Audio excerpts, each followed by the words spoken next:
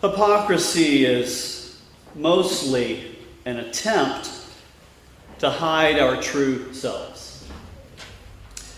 We pretend to be what we are not, who we are not.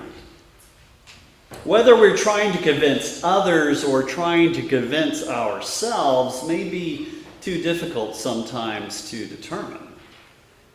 What is sure is that eventually truth will out. Truth will out to others, as truth is already visible before God. We may try to portray ourselves as more righteous than we are, but growth only comes when we can face the limitations and failures we reckon with on a daily basis. When our hypocrisy becomes a huge tower over our inner lives, should we not fear it come crashing down even more? Jesus was making quite a splash in Judea, Galilee, and the outlying areas. Today's passage takes us to an earlier time in his ministry with the themes discussed further embellished in his final few days. The crowds near the beginning of his ministry were beginning to become a bit of a problem. They were an easy distraction from what Jesus was intent on accomplishing. Early on, however, he issued warnings as to the hypocrisy of the self-righteous who attempted to cover the inner reality of their lives. Secrets will eventually be exposed. Knowing that should affect our words and actions if we're concerned with image, shouldn't it?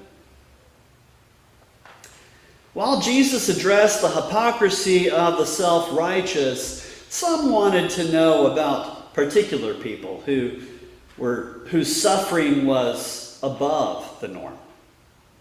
Were they being punished by God? We've all heard such claims writing off entire populations as suffering God's judgment through hurricane, earthquake, disease, or some other calamity, haven't we? False prophet making claims akin to Pat Robertson's are a dime a dozen, after all.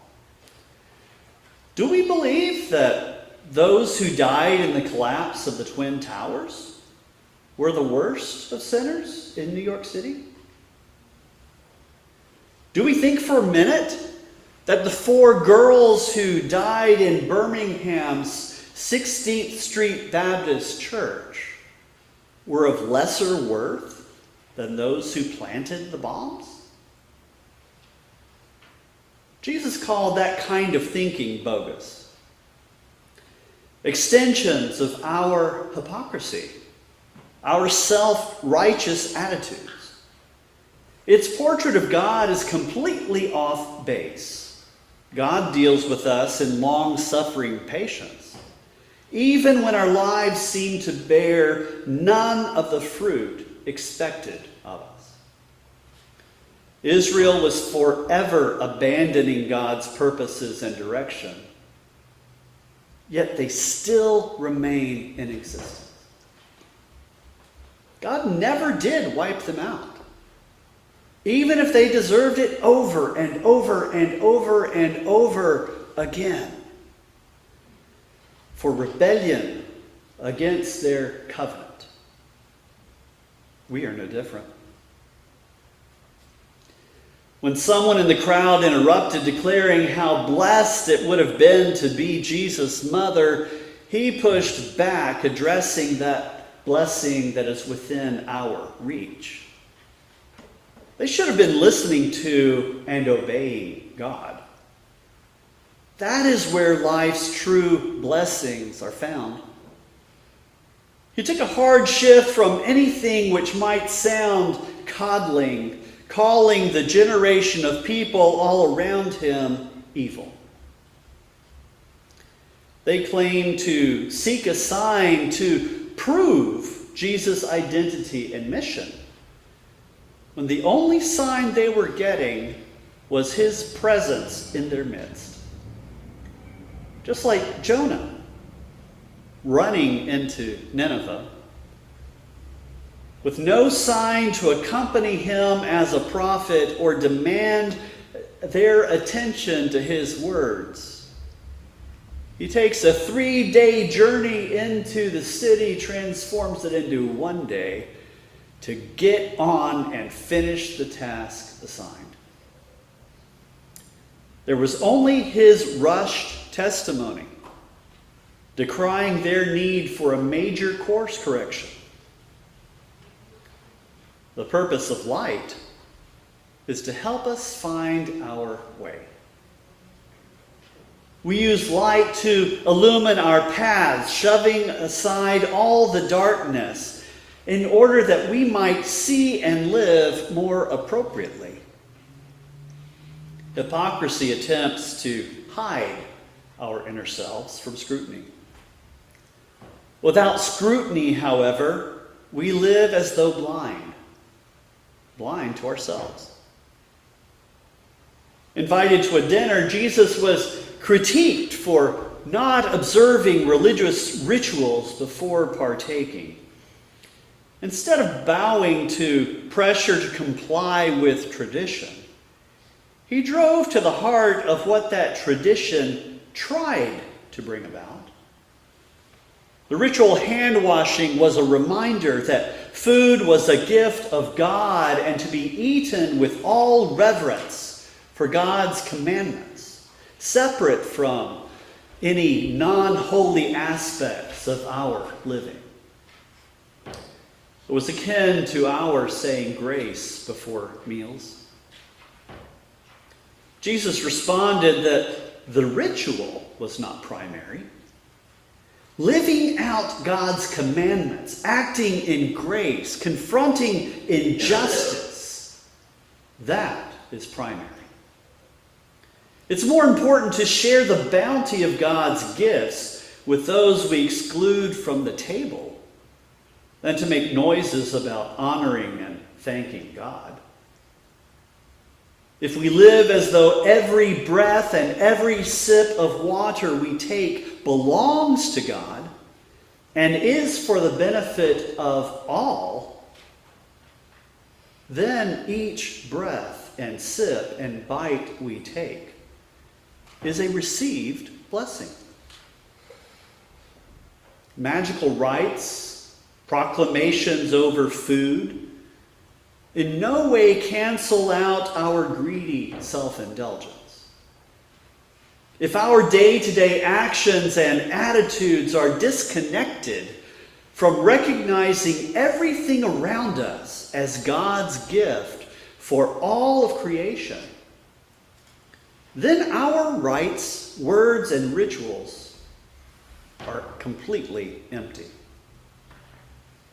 Making a pretense of righteousness without addressing our inaction to right injustice is absolutely no different from decorating graves that are filled inside with rot, decay, and death below the surface. It changes nothing. We can make all sorts of proclamations in public meetings, on billboards, social media, at banquets, and on our car bumpers. But denying housing to the poor and vulnerable drains our words of meaning, doesn't it? We may love to be seen and heard, respected and honored.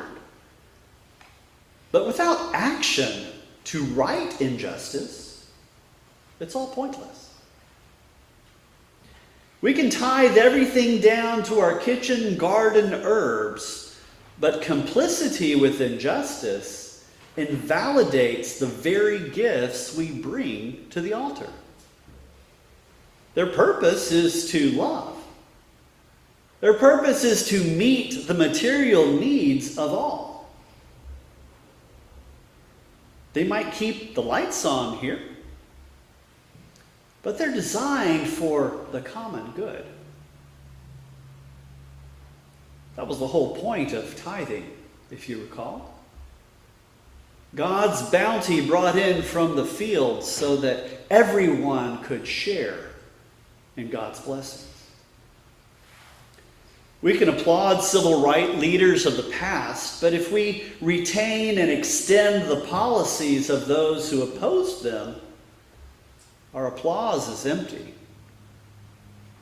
The parades, proclamations, the monuments, they become our own condemnation by stating that they were acting justly even while we side with their oppressors.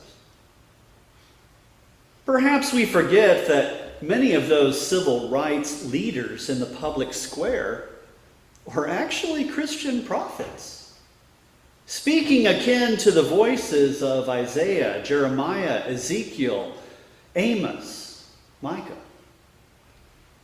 The prophets were well aware that Yahweh's interest in the nation's welfare extended far beyond anything in the tabernacle or in the temple. Their prophetic words dealt most specifically with the economic needs of the vulnerable. Per Jesus' words here, we own all the injustice and all the oppression that we support or even simply allow to go unchecked. Jesus went on addressing other ways in which the self-righteous religious excluded people from participation in God's reign. He said their exclusion actually only worked toward their own exclusion. Where God's reign is love, we cannot protect it with force, hate, vitriol, or denigrating others. Such things run counter to the essence of God's reign. We can say all we want about love, but where our actions are inconsistent with love, our words become empty, no matter what oaths we might swear. Promises are only as meaningful as the connection between words and actions. Some of those listening to Jesus were rather unhappy, arguing that dressing down those hypocrites over there might be fine. But his words made the whole audience uncomfortable. Well, Jesus reminded them that we are all of us hypocrites. Especially when we load others down with expectations that we are unwilling to fulfill ourselves. In fact, Jesus' whole tirade, as written about in the other Gospels, is both against scribes and Pharisees. He joins those whose focus is the written Torah, the scribes, and those who also follow a separate oral tradition, the Pharisees. The two are one. They are we. Both parties took offense at Jesus. Both sides of the same coin. Some began setting traps to catch him with a word out of place. Jesus' response was to warn the disciples to watch both the words and the actions of those who claimed to speak for Yahweh. Too many speak to advance themselves. They speak for acclaim, for honor, for power, for wealth. They are unworthy of any honor given to them. The simplest way to recognize them is in how they treat those reportedly beneath them. Hypocrisy, after all, serves only self. It does not serve others. Our honor is in serving. That is our call. Servants of God, servants of Christ, called to serve the world with grace and love and justice.